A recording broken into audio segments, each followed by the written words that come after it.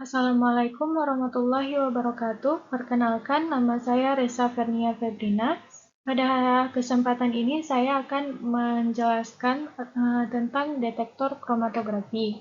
Sebelumnya saya ingin berterima kasih kepada Bapak Profesor Dr. Bernard Rinaldi Idrus atas kesempatan yang telah diberikan kepada saya untuk presentasi kali ini. Pada hari ini, outline penelitian ini yang pertama ada pengenalan kromatografi, kemudian yang kedua ada jenis-jenis kromatografi, kemudian yang ketiga ada pengenalan detektor kromatografi, dan yang keempat detektor kromatografi. Yang pertama kita akan mengenal tentang kromatografi. Apa itu kromatografi? Kromatografi adalah suatu metode pemisahan di mana komponen yang ingin dipisahkan terdistribusi menjadi dua fase, yaitu fase gerak dan fase diamnya. Sedangkan fase geraknya dapat berupa gas maupun cairan, sedangkan fase diam dapat berupa padatan ataupun cairan. Fase gerak dan fase diamnya ini tergantung kepada jenis kromatografi yang digunakan. Adapun prinsip kerja kromatografi secara umum, yaitu kromatografi bekerja dengan prinsip dasar, yakni jumlah zat terlarut yang berbeda untuk masing-masing komponen pada waktu tertentu sewaktu keseimbangan berlangsung antara fase diam dan fase gerak. Ini merupakan jenis-jenis kromatografi, di mana secara umum kromatografi dibagi menjadi tiga jenis. Yang pertama ada kromatografi gas, kemudian yang kedua ada kromatografi cair, dan yang ketiga ada kromatografi fluida superkritik, di mana kromatografi gas ini dibedakan menjadi dua, yaitu gas cair dan gas padat. Untuk kromatografi cair sendiri dibedakan lagi menjadi kromatografi pertukaran ion, kemudian ada kromatografi eksklusi, kromatografi partisi, kromatografi kertas atau KK, dan kromatografi lapis tipis atau TLC, dan kromatografi fluida superkritik.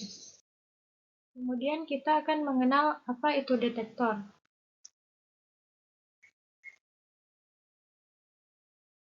Apa itu detektor? Detektor merupakan suatu alat yang terletak di ujung tempat keluarnya fase gerak atau biasanya diletakkan setelah kolom.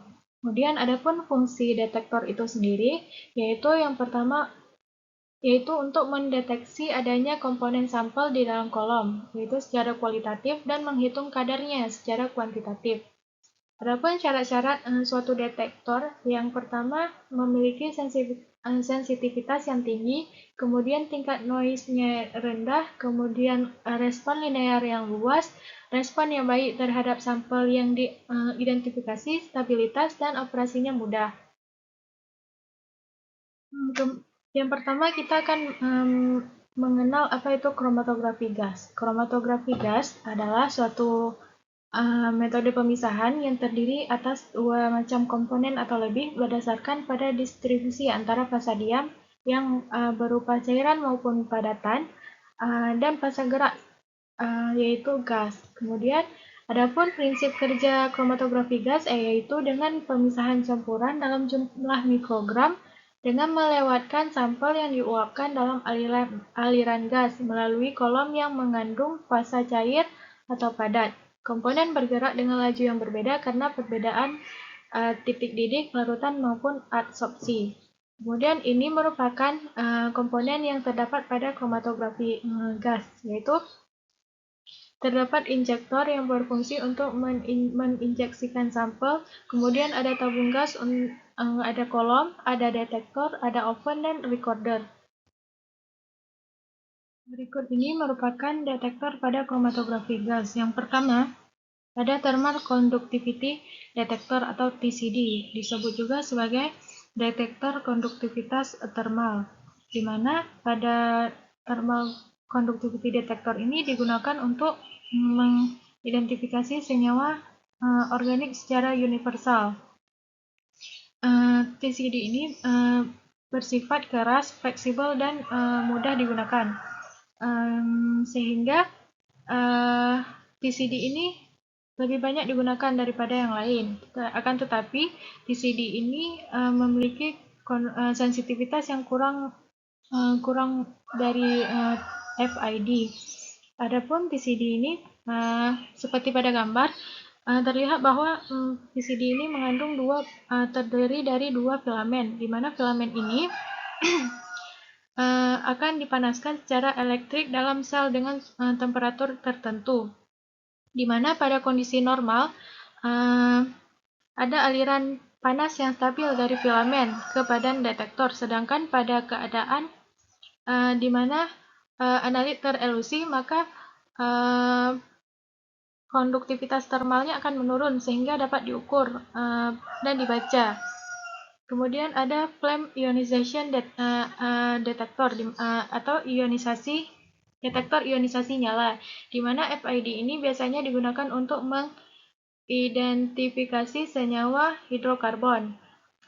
FID ini lebih sensitif daripada PCD.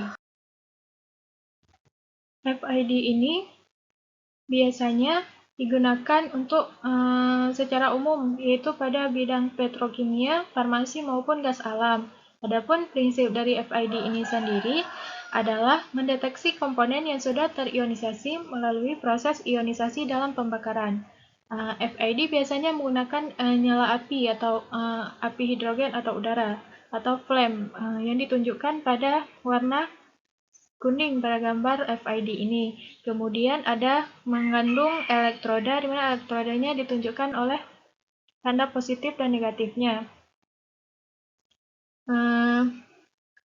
Jadi biasanya FID ini menggunakan api yang dilewatkan sampel untuk mengoksidasi molekul organik dan menghasilkan partikel bermuatan listrik.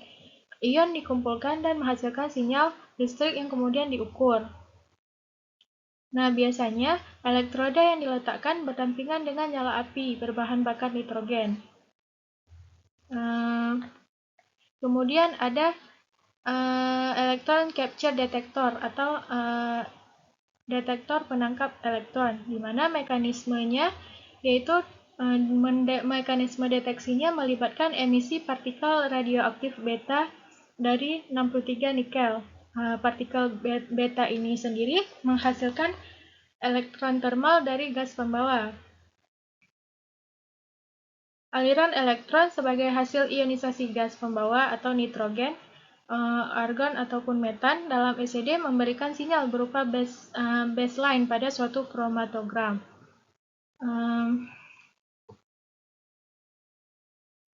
Kemudian ada nitrogen phosphorus detector atau NPD, ada mass spectroscopy atau MS. Biasanya kromatografi gas ini akan digabungkan dengan MS atau biasa disebut juga sebagai GC-MS.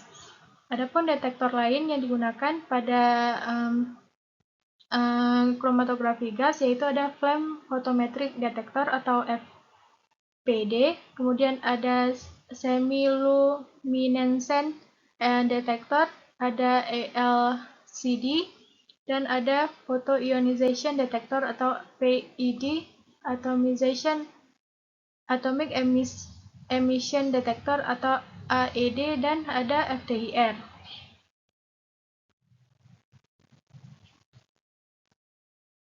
Kemudian adapun karakteristik dari detektor di sini dirangkum pada tabel ini, di mana detektor PCD dapat digunakan untuk universal, sedangkan FID untuk semua hidrokarbon, ECD untuk senyawa yang mengandung halogen, gugus nitro, dan karbonyl konjugasi. Sedangkan NPD digunakan untuk mengidentifikasi senyawa yang mengandung nitrogen dan fosfor, sedangkan MS digunakan untuk universal.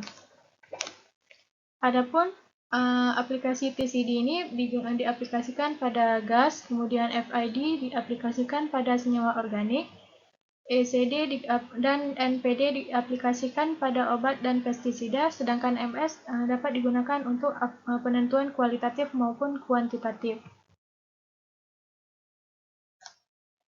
Kemudian ada kromatografi, kita akan bahas tentang kromatografi cair, yaitu HPLC atau disebut juga dengan kromatografi cair tekanan tinggi. Adapun HPLC sendiri merupakan salah satu teknik kromatografi untuk zat cair yang biasanya disertai dengan tekanan tinggi yang didasarkan pada teknik kromatografi, di mana fase geraknya berupa cairan dan fase diamnya berupa padatan ataupun cairan. Adapun keuntungan menggunakan HPLC ini, yang pertama, dia lebih stabil untuk menganalisis sampel tidak menguap dibandingkan dengan kromatografi gas. Adapun fungsi dari HPLC ini sendiri bisa untuk mengukur atau menganalisis kadar bahan aktif pada sampel, seperti sampel obat, makanan, ataupun herbal. Kemudian, detektor yang digunakan pada HPLC ini, yang pertama ada UV detection, kemudian ada diode array detection, ada light scattering detection. Adapun detektor UV adalah detektor yang paling banyak digunakan, terutama untuk mendeteksi senyawa-senyawa organik. Detektor UV biasanya dilengkapi dengan pengatur panjang gelombang, sehingga panjang gelombang UV yang digunakan dapat dipilih sesuai dengan jenis cuplikan yang akan diukur. Adapun detektor DAD ini bekerja pada panjang gelombang yang sangat lebar pada area UV phase, yaitu jika seberkas sinar UV dilewatkan pada aliran cairan yang keluar dari kolom dan detektor UV berada pada bagian yang berlawanan dari berkas cahaya, maka diperoleh berapa banyak cahaya yang diserap. Jumlah cahaya yang diserap bergantung pada jumlah senyawa yang melewati sinar pada saat itu. Adapun DAD itu adalah yang paling umum digunakan adalah silikon yang menggunakan panjang gelombang radiasi antara 0,82 mm dengan 1,1 mm, serta germanium pada panjang gelombang radiasi antara 1,4 mm dan dengan 1,9 mm.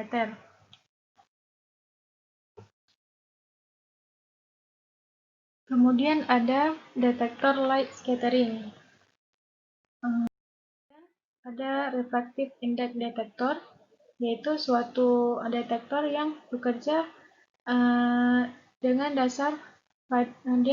didasarkan pada pengukuran perbedaan indeks bias fase gerak murni dengan indeks bias fase gerak yang berisi komponen sampel, sehingga dapat dianggap sebagai detektor universal yang digunakan pada HPLC.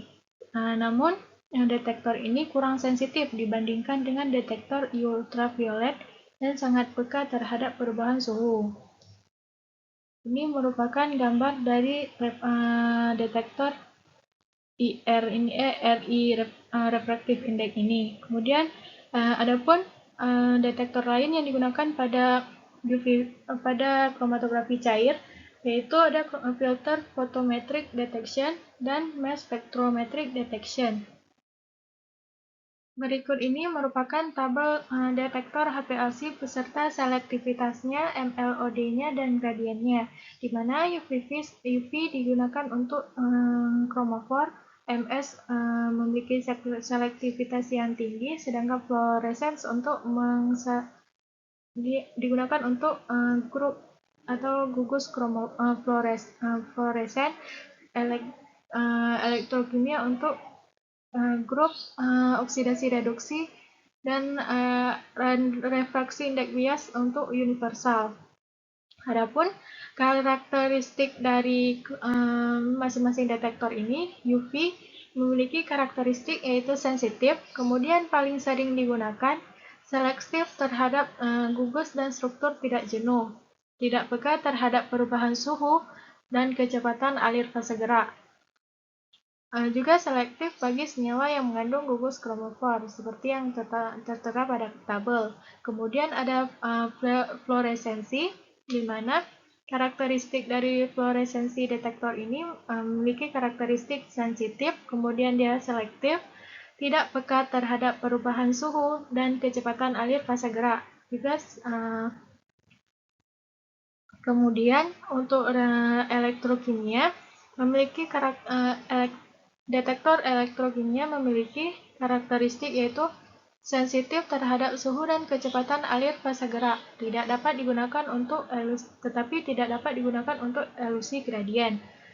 Untuk refraksi indeks bias, digunakan detektor yang memiliki karakteristik universal, kemudian sensitif terhadap suhu dan tidak dapat digunakan pada elusi gradien. Tetapi dapat digunakan untuk mendeteksi polimer, gula, trigliserida maupun asam organik atau universal. Kemudian ada kromatografi fluida superkritis atau SFC, di mana kromatografi fluida superkritis ini yaitu merupakan suatu pengembangan teknik kromatografi kolom, di mana fase geraknya adalah fluida superkritis. Adapun fluida superkritis ini ialah suatu zat yang memiliki sifat pertengahan antara cair dan gas. Kemudian, adapun prinsip dasar dari kromatografi fluida superkritis ini, yang pertama, pada dasarnya, perbedaan distribusi komponen antara dua fase dengan fluida superkritis sebagai fase geraknya. Kemudian ini merupakan komponen alat kromatografi fluida superkritis. Adapun detektor yang digunakan pada kromatografi fluida superkritis ini, yang pertama ada mass selective detector atau MSD, ada flame ionization detector atau FID, UV detector, dan nitrogen phosphorus detector. Ini merupakan gambar untuk detektor FID dan ini merupakan gambar untuk detektor NPD, di mana fungsi detektor ini sama seperti pada kromatografi cair dan kromatografi gas, yaitu FID digunakan untuk mengidentifikasi senyawa yang mengandung hidrokarbon, sedangkan NPD digunakan untuk mengidentifikasi senyawa yang mengandung nitrogen dan fosfor. Adapun MSD atau mass selective detector tadi digunakan untuk memberikan data struktur kimia senyawa yang tidak diketahui dengan sifatnya yang destruktif, artinya dapat menghancurkan analit. Sedangkan detektor UV tadi bersifat non-destruktif dan dapat mengukur jumlah ultraviolet atau cahaya tampak yang diserap oleh komponen campuran yang dielusi dari kolom kromatografi.